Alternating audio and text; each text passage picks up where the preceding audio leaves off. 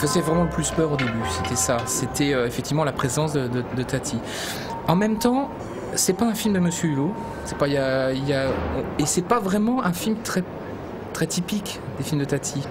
Parce que là, il y a vraiment une histoire entre deux personnages qui évolue sur une période assez longue. Et même géographiquement qui se passe dans plusieurs endroits, alors que le film Tati, ça se passe plutôt au même moment, au même endroit.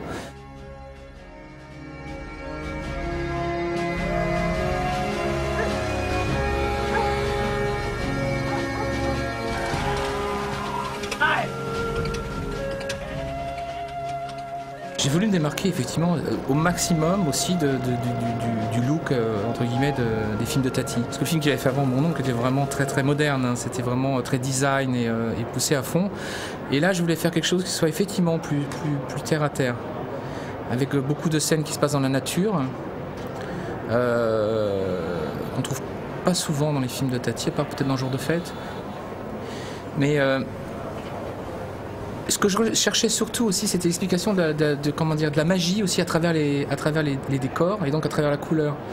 De retrouver un petit peu les couleurs de l'Écosse. Et donc, je ne sais pas si vous connaissez l'Écosse, mais il y a ce côté très terreux en fait. Les montagnes sont fauves, sont brunes, c'est plein de nuances justement dans toutes ces couleurs-là. Et ça change aussi sans arrêt, c'est-à-dire qu'on n'est jamais sur le même brin. Par exemple, le brin va changer en fonction de la lumière, il y a des changements de lumière.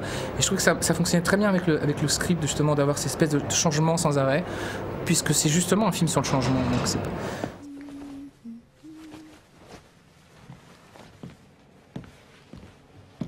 Alice.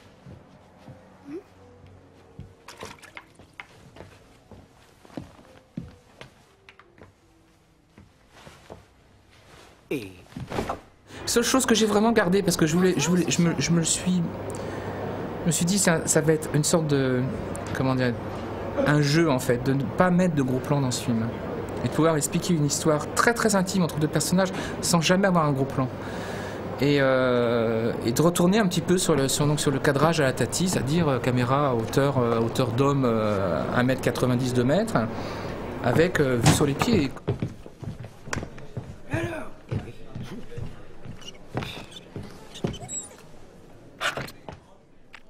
C'est plus basé sur le vrai Jacques Tati-Chef que Monsieur Hulot en fait. Et comme le décrivait le script, le personnage de l'illusionniste était décrit comme quelqu'un de très élégant. Et effectivement, Jacques Tati dans la vie courante était quelqu'un de très élégant.